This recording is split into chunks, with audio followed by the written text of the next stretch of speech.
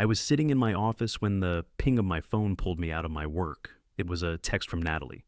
"We need to talk. Dinner at our place tonight." I stared at the words for a while. "We need to talk." Always a fun one, right?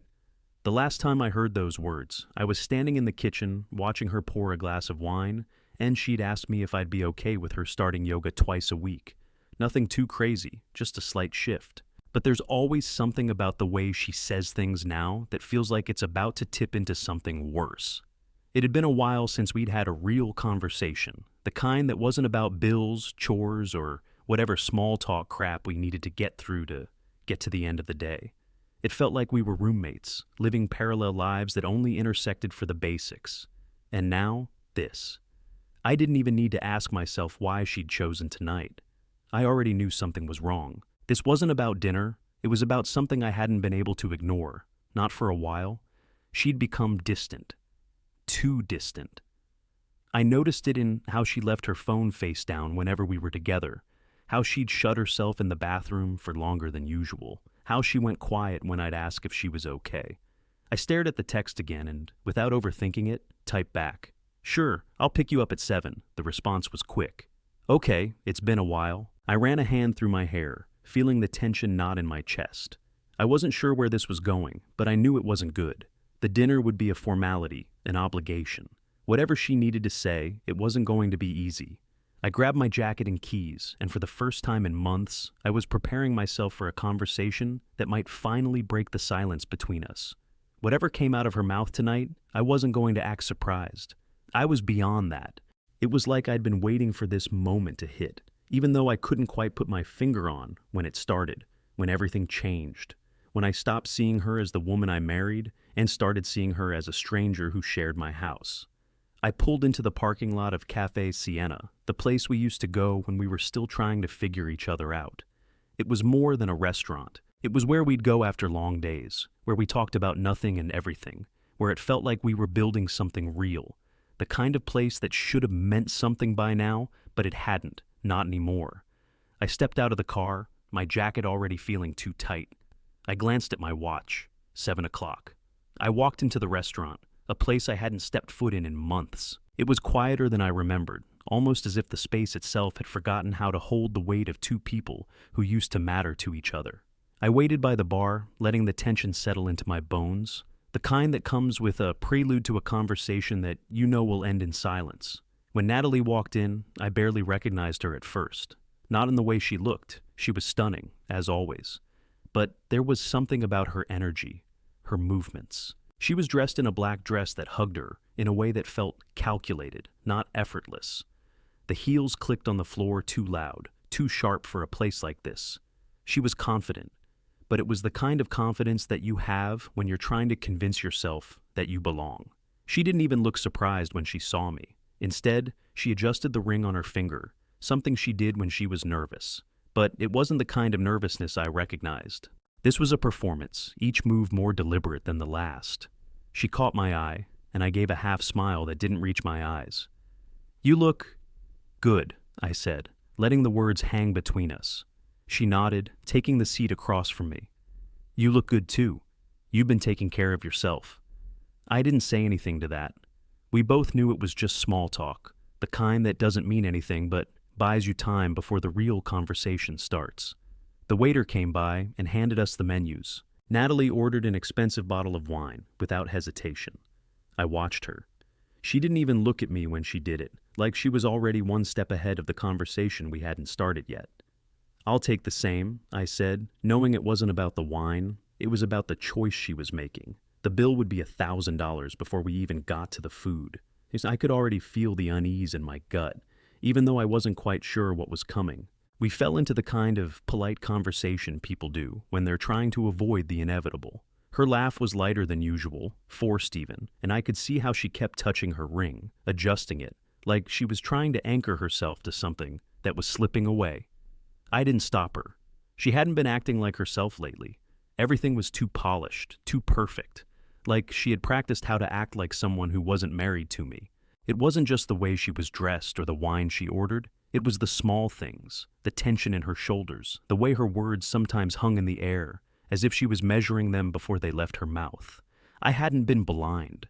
I knew she'd been spending differently, ordering things I didn't recognize, coming home later than she said she would. I'd let it slide, thinking maybe it was a phase, that things would snap back into place. But tonight, at this table, I wasn't pretending anymore. The wine came. We sipped it in silence. The hum of the restaurant's ambiance did nothing to fill the space between us. "I've been seeing someone else," she said, finally breaking the silence. Her voice was steady, but there was a slight catch in it, something that told me she expected me to react, expected some sort of outburst, some kind of fight. I blinked, taking a slow breath. It wasn't shock, not really. It was like hearing something I had already known, but couldn't quite bring myself to admit. "How long?" She hesitated just a moment, but I caught it. "A few months. It just happened." The words hit me harder than I expected, but I didn't flinch. I could have yelled. I could have asked every question that was rattling around in my head, but I didn't. I just kept looking at her, watching her, and feeling nothing. I gave a slow, deliberate nod. "I figured, the last few months, you haven't exactly been subtle." She winced like she expected me to throw something, to get angry. But I wasn't angry. I was calm. Calm in a way that I wasn't sure I'd ever felt before. Natalie's eyes flickered. She opened her mouth, but then she closed it. "Are you okay?" she asked, like she still wanted me to give her a reason to feel sorry for herself. I took another sip of wine, considering her. "Yeah," I said, leaning back in my chair. "I'm fine." I wasn't angry, and I wasn't upset. I was something else, something quieter, something more real. I knew exactly what was going on, and it didn't change anything. Not for me. The silence between us stretched out, but neither of us filled it. Eventually, the waiter arrived with the food, but neither of us touched it. It didn't matter. The conversation was already over. She sat back in her chair, her hands folded neatly in front of her, and for a moment, I thought she might just leave it at that. But she didn't. She leaned in a little, like she was bracing herself for something, or maybe waiting for me to explode. I didn't. "I wasn't unhappy at first," she said, her voice quiet but steady. "I thought it was just a phase, the distance, the things that didn't feel right. But over time, it just wore me down. You stopped noticing me. It felt like we were just going through the motions." I didn't interrupt. She needed to talk, I knew that. Needed to lay it all out like it was some kind of confession, like I was supposed to find some kind of absolution in it. She took a deep breath before continuing. "It wasn't anything personal, you know? It wasn't about you exactly. It was just, I needed something more, something that made me feel alive again. That's when I met him." Her eyes flickered to the side, but she didn't look guilty. There was no remorse, just a flatness, a detachment in her tone, like she was telling me about the weather. The air between us was too still, too quiet for this kind of conversation. "I don't even know how it happened," she went on, still calm. "But I was drained. I'd come home and feel like I had nothing left to give you. And then he was there. He listened. He made me feel important again. It started as, I don't know, just talking, but it turned into something else." I nodded slowly, my eyes fixed on her, but my mind felt a million miles away. This was what I had expected, what I had known without her saying it out loud. The details didn't matter anymore. She was talking about her affair like she was telling me how she decided to pick a new pair of shoes. The weight of it had already been settled long before she uttered those words. She paused again, her fingers drumming on the edge of her wine glass, like she was waiting for me to ask questions, to dig deeper. But I didn't.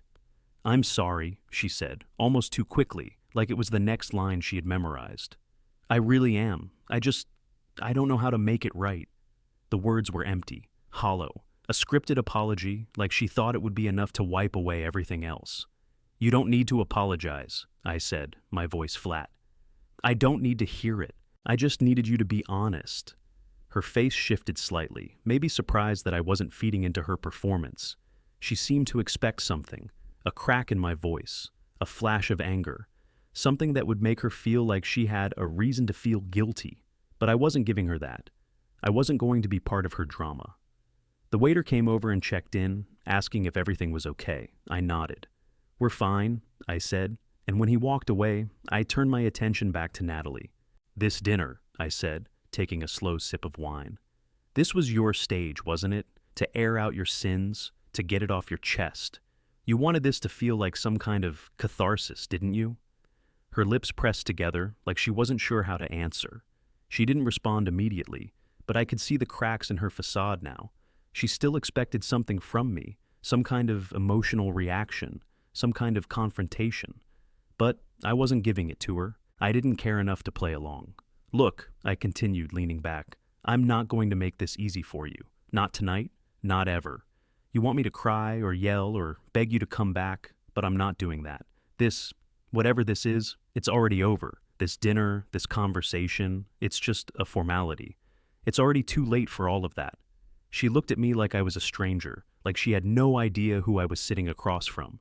The expression in her eyes was almost confused, like she wasn't sure if she had misread the situation or if she had just hit a nerve that she didn't expect. You think I'm angry, I said, almost to myself.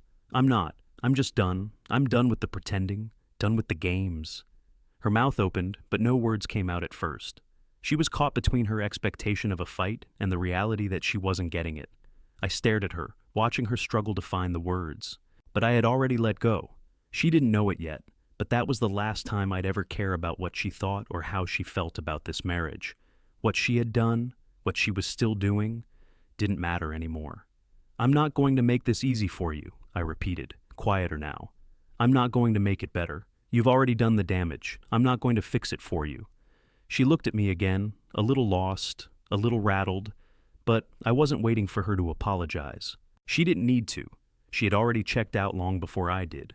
As I sat across from Natalie, listening to her try to justify what she'd done, my mind started to drift back to the moments that had led up to this. It wasn't one event that tipped me off. It wasn't some big betrayal that smacked me in the face. It was the small things, the tiny cracks in the armor that had slowly, quietly started to widen over time. I remembered the first time I noticed something was off. It wasn't a fight or a loud argument, just one of those nights where we should have been close, but we weren't. I was sitting on the couch, flipping through channels, and she was on the other side of the room, her head buried in her phone. We were both home early for once. The house was quiet, but she barely looked up. Her body was there, but she wasn't. The more I thought about it, the more I realized how often she'd been like that. Over the last few months, she'd withdrawn, little by little. She used to be the first one to reach for my hand when we were walking down the street, or brush her fingers against mine when we were sitting on the couch. Now, her touch was rare, and when it did happen, it felt like she was going through the motions. The "I love you" at the end of our phone calls had become routine, almost like an automatic response instead of something that carried any real weight.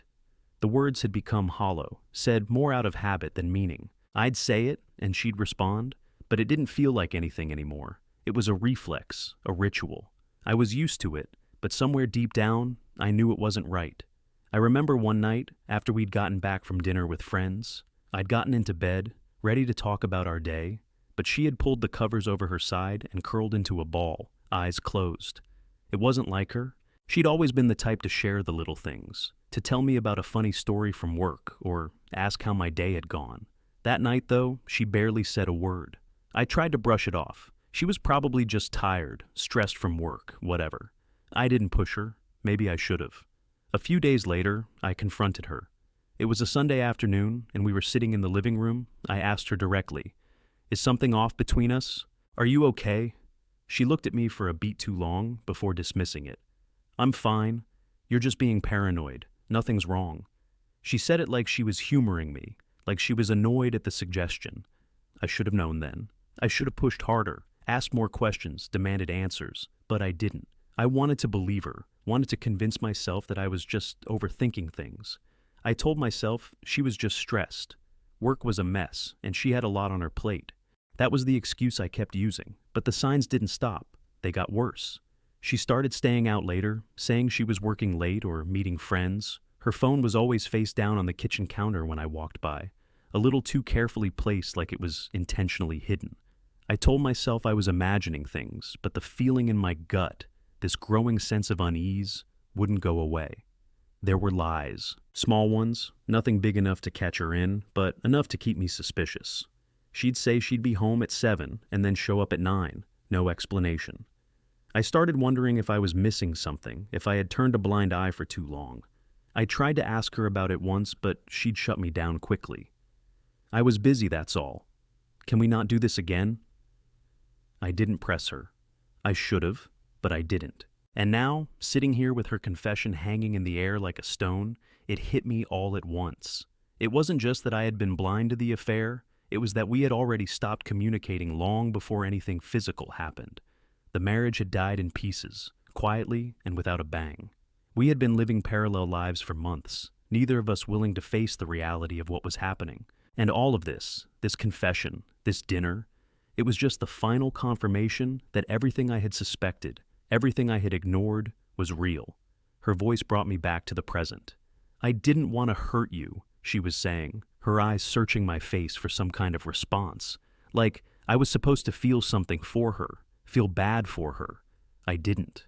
I sat back, feeling a strange kind of clarity. It wasn't that I didn't care, it was just that I had already let go. Somewhere along the way, I had already stopped caring about the marriage, stopped caring about us. The slow unraveling of it had taken so long that it was like watching the final threads fall apart in slow motion. You didn't want to hurt me? I repeated quietly. You didn't think this would hurt? She didn't have an answer, just a tight smile that didn't reach her eyes. I wasn't angry, I wasn't sad. I just felt empty. There was nothing left to feel for her, for this marriage. It had already died a long time ago. I'd just been too blind, too busy convincing myself that everything was fine, to see it until now. This dinner, this confession, it wasn't the first betrayal. It was just the last. The days after that dinner passed quietly, too quietly. Natalie seemed to think there was still something left to salvage, still something worth holding on to. But I wasn't playing along. I kept things civil, didn't pick any fights. We were still in the same house, but the distance between us had grown so wide, I couldn't even remember the last time I saw her as anything more than a stranger. I didn't need to hear more of her excuses. I had enough. I started paying attention, really paying attention, to everything that had been slipping by unnoticed. I logged into our shared bank accounts first. The spending patterns had changed. Small things at first. Expensive dinners, new clothes that didn't fit her usual style, online purchases that didn't make sense. It wasn't just the amount, it was the type of stuff. She'd always been careful about money, but suddenly she was buying things she never would have before. Things that didn't add up. Things she didn't need. There was a charge at a boutique in the city for a dress she hadn't mentioned. A bottle of perfume from a store she'd never shopped at. A flight to New York, one way last month. I made a mental note to dig deeper. Her phone bills were the same. Long, late-night calls, texts that went on for hours at odd times of day. I wasn't sure if she thought I wasn't paying attention or if she simply didn't care anymore. I started screenshotting everything. I knew she was careful, but she wasn't careful enough. I had learned over the last few months how to notice the small things. I made copies of every transaction, every change in the routine. I wasn't angry. There was no need to be. What I was doing wasn't about getting back at her. It was about control. I needed to be sure, needed to see everything laid out in front of me, so when the time came, I wouldn't be caught off guard. I wouldn't be scrambling for answers. I'd started building my dossier, collecting texts, phone records, and credit card transactions. I backed up everything on a flash drive, storing it all in a folder labeled personal. A little paranoia? Maybe. But I wasn't about to let her surprise me again. I wasn't going to let her lie her way out of what she'd done. Not this time. I talked to Dean, too. He was one of those friends who never asked questions and didn't expect answers. He'd known Natalie for years, and even though he wasn't saying much, I could tell by the way he carried himself that he saw what I saw. He didn't have to say the words. Everyone around me had been noticing the shift in Natalie, the distance, the late nights, the odd behavior, but no one said anything. It was easier not to. "She's been distant," Dean said when I casually brought it up, over beers at the bar. "I've been hearing it from a few of the guys. It's like she's living in a different world. But, no one wants to bring it up." I nodded. He didn't need to tell me that. I'd seen it all firsthand. "Yeah, well," I said, leaning back in my chair. "I'm not one to ignore things. I'm done pretending." Dean just looked at me, and I could tell he wasn't sure if he was supposed to say more. He didn't. He just clinked his bottle against mine, like that was enough. But it wasn't enough. Not for me. I kept everything close. I wasn't ready to let any of it out yet. I wasn't done collecting pieces. I was waiting for the right moment, and I was getting everything in order. I'd let things slide for months, years even. And now that I had the pieces, I wasn't going to make the same mistake again. There was no more room for doubt. No more pretending everything was fine. This was my next step, and I wasn't in a hurry. What happened next would be methodical, calm, no outbursts, no drama. I wasn't angry, and I wasn't sad. I was just done. Natalie had made her choices, and now it was time for me to make mine. But I needed to wait. Wait for everything to fall into place, for the right time to present itself. And when it did, there would be no looking back. I didn't have to feel anything, not yet. The emotions could come later. Right now, I just had to keep everything in order. I'd been sitting on the idea of seeing a lawyer for a while, but it wasn't until everything was in place that I actually made the call. I wanted to make sure that when I moved, it was calculated, that I wouldn't be left with any loose ends. I wasn't looking to drag this out, to fight or argue. I just wanted to be done. The lawyer's office was clean, sterile even. It had that professional feel, the kind you expect when you walk in and the person across from you is making decisions about the rest of your life. I'd never imagined myself in a place like this. But here I was, sitting across from a man I didn't know, ready to lay everything out. I set the folder on the desk, and he gave me a polite nod. He didn't ask questions yet, just slid the papers in front of him and began to look through them. I watched him take in the bank statements, the phone records, the screenshots of text messages. It wasn't a lot, but it was enough. Enough to show where she'd been, where she was spending, and who she'd been spending it with. It was proof, and it was clean. I've compiled everything from the last few months, I said, leaning back in my chair. There's no question about what's been happening. She's been seeing someone else, and I've got the evidence to prove it. The lawyer nodded again, keeping his eyes on the papers. You've done your homework. It's clear. There's enough here for an uncontested divorce. I didn't expect him to say anything different, but hearing it out loud felt like a confirmation I hadn't realized I was waiting for. I wasn't going into this blind. There would be no surprises, no sudden twists. I sat there in silence for a few beats, letting the weight of it sink in. My chest wasn't tight. I wasn't angry. I just felt calm. Calm in a way that I hadn't felt in months, years maybe. The lawyer finished reviewing the documents and set them down, looking up at me. The next steps will be straightforward. We'll file for divorce, and given the circumstances, it should be a clean split. No need for drawn-out proceedings or any drama. We'll make sure everything is fair. I nodded, feeling that same sense of order take hold. It was exactly what I wanted. Clear, simple, no emotional mess to wade through. What about assets? I asked, though I already knew the answer. We hadn't accumulated much in the way of joint property. She had her own stuff, and I had mine. A few shared accounts, but nothing that needed to be fought over. Everything should be split evenly. It'll be a matter of deciding on living arrangements and splitting any financial responsibilities. But honestly, there's nothing here that will complicate things. I took a breath and looked at him. That's exactly what I want. No complications. Just done. The lawyer gave a small smile, but there was no judgment in it, just professional acknowledgement. He slid a couple of forms toward me. If you're ready, we can start the paperwork today. But if you need more time to decide, I understand. Take as much time as you need. I looked at the forms, then back at him. Let's do it. Let's get it started. I signed the papers. It felt surreal, but not in a bad way. More like I was finally taking control of something that had been out of my hands for too long. As I finished up, the lawyer gave me a folder with everything I needed. Once we file, it'll take a few weeks to get the official paperwork. In the meantime, we'll make sure everything's in order. No need to rush. I nodded, standing up and slipping the folder under my arm. Thanks. I walked out of the office, feeling like a weight had been lifted off my shoulders. There was no rush, no anger bubbling under the surface. This was it, the beginning of the end, and strangely, it felt like the beginning of my peace. For so long, I'd been living in the shadow of a lie. I had kept pretending everything was fine when it was anything but. Now, I was finally cutting ties. No more waiting for things to get better. No more wondering if she'd come back or if something would change. It was done. I didn't need to feel sad. I didn't need to feel angry. I just needed to keep moving forward, one step at a time. And as I walked back to my car, the cool air outside felt almost like freedom. The final dinner was always going to happen.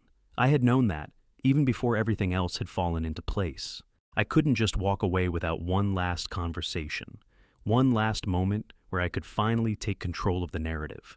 I made the reservation at Cafe Siena, the same restaurant we'd come to for anniversaries and special occasions, the same place where we used to laugh, where we used to pretend that everything was perfect. I sat at the bar for a minute before she showed up, feeling the quiet of the room settle into my bones. When Natalie walked in, I noticed immediately how different she looked. She was wearing that same dress she'd worn the night we got engaged, the one I always used to love. It fit her perfectly, like it was made for her. She was trying. I could tell. But it was different now. Everything about her felt rehearsed, like she was performing a role she wasn't sure she knew how to play anymore. She caught sight of me and smiled, but it wasn't the smile I remembered. It was forced, like she was bracing for something. "Hey," she said, walking over and leaning in for a quick kiss on the cheek. "This feels like old times." I didn't respond right away. I just gave her a nod, watching the way she adjusted her hair, the way she tugged at the strap of her purse. Everything about her movements felt calculated, practiced. We sat down, and the waiter came over, offering the wine list. She ordered a bottle of red that I knew was too expensive. I didn't stop her. I was done questioning her choices. At first, the conversation was light, small talk. She asked how work had been, what I'd been up to lately. But I could see it in her eyes. She was waiting for something, waiting for me to break, to show some sort of reaction, waiting for me to get emotional. I didn't. "I've been really focused on myself lately," she said, sipping from her glass, her voice a little too airy. "I think it's been good for me, to really live my life, not just exist. I feel liberated." She looked at me, her eyes searching my face for something. For approval, maybe. I leaned back in my chair, swirling my wine around without taking a sip. "That's great. It's important to take care of yourself." She looked a little taken aback by my lack of response. She was expecting something, maybe a comment about how I was handling everything, maybe a piece of my anger, my hurt. But I wasn't going to give her that. I wasn't going to play along with whatever drama she was hoping to pull out of me. The conversation shifted again, and I could feel the tension start to mount between us. She was pacing herself, trying to gauge where I was mentally, waiting for me to show any kind of emotion. She wasn't getting it. "I don't feel guilty," she said, almost offhand, her eyes flitting around the room before landing back on me. "I don't. Not anymore. I think we both knew things were over long before either of us admitted it." I set my glass down, my gaze steady. "You're right about that." She blinked, surprised at my calmness. I could see the confusion settle in her face. "You're not angry?" I shook my head slowly. "Number? I'm not angry?" She leaned forward, like she was trying to find some kind of emotional crack in me, something that would give her an excuse to apologize or justify her actions. She needed me to react, to give her some kind of closure, but I wasn't going to do that, not anymore.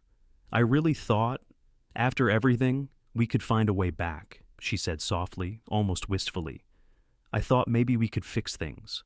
I looked at her, wondering if she still truly believed that, if she still thought this was something we could repair. The truth was, we had stopped repairing years ago. The damage had been done, piece by piece. And now, sitting here across from her, it was impossible to ignore the fact that I had already let go long before she ever confessed. "No," I said, my voice firm.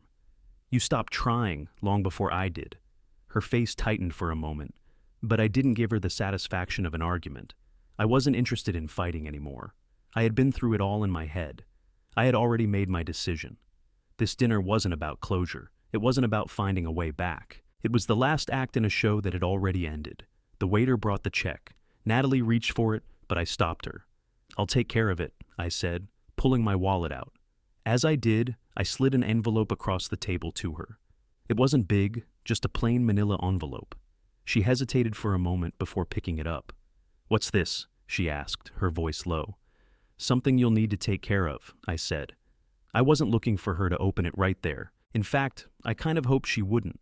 But I knew she would. She always did. She opened it, her eyes scanning the contents, and I saw the blood drain from her face as she recognized what was inside. It was a copy of the divorce papers, ready to be signed. I stood up, buttoning my coat. I didn't say goodbye. I didn't need to. As I walked out of the restaurant, I felt the weight of it all lift. It was over. This time, for real. And I knew she didn't understand it yet. But that was okay. She'd have to face it eventually. The door swung shut behind me, and for the first time in a long time, I felt nothing.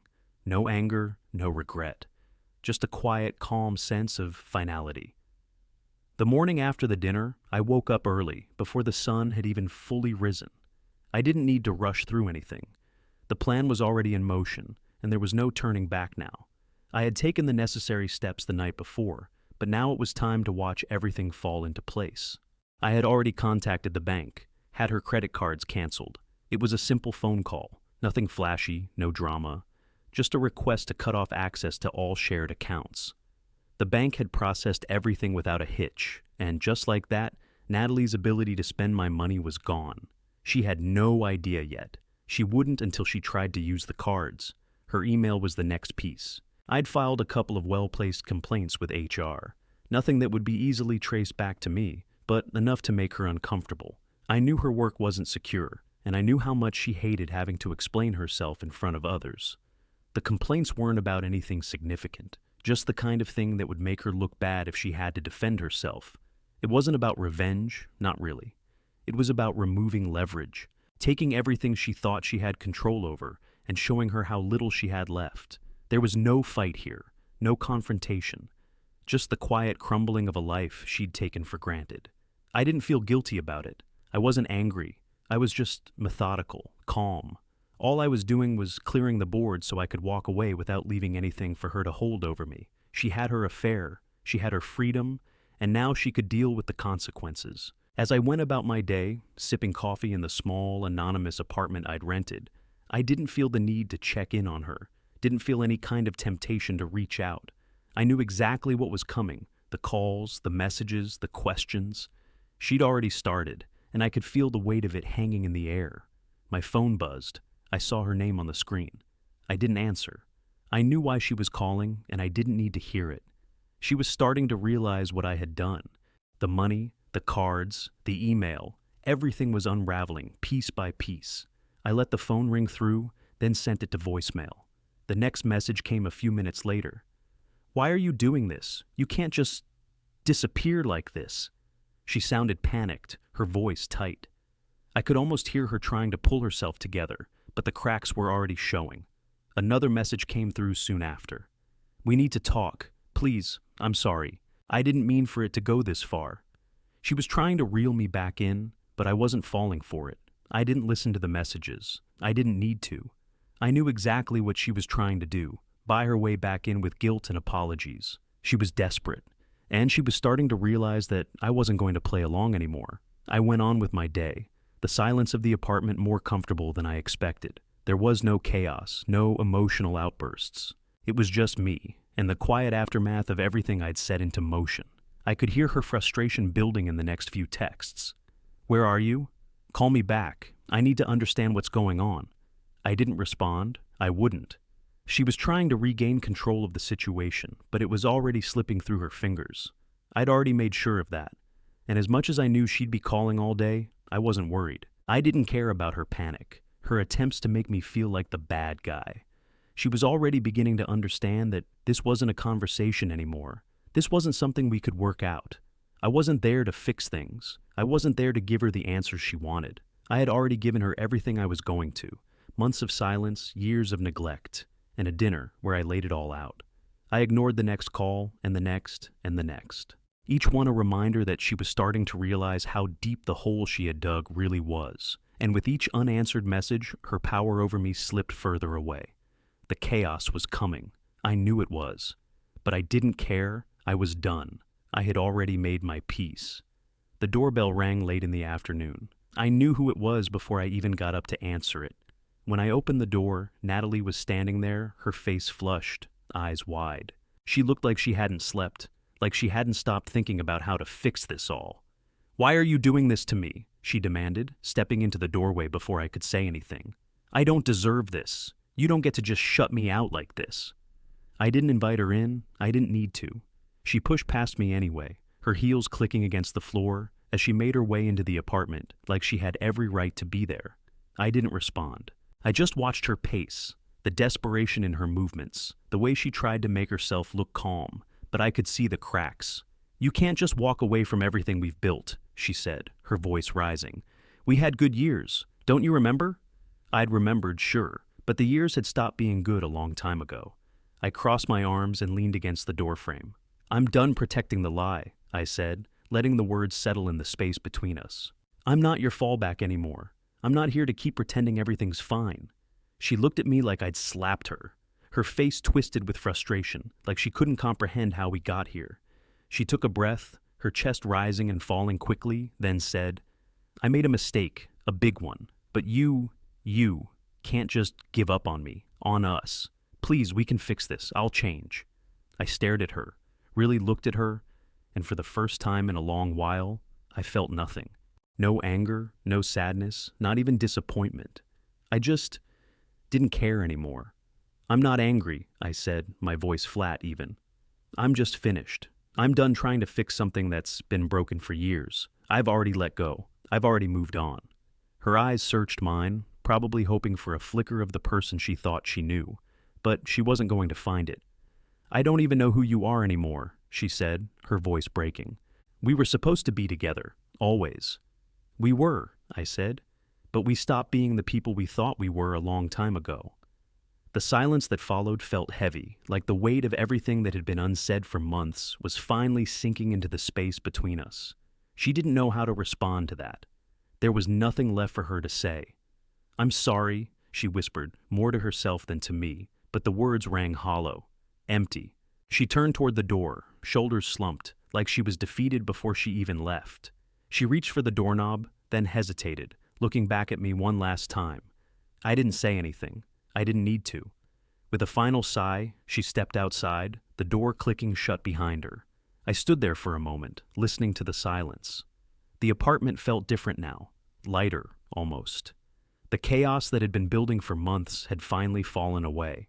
There was no more waiting for her to change or for things to get better. It was just me now, and I was okay with that. I walked over to the couch, sat down, and glanced at my phone. No new messages. I set it face down and let the weight of the last few days lift from my chest. For the first time in a long time, I wasn't thinking about what had happened or what could have been. I was just here, quiet. It felt good, peaceful. The phone sat there, silent. And for the first time in ages, I wasn't waiting for it to ring.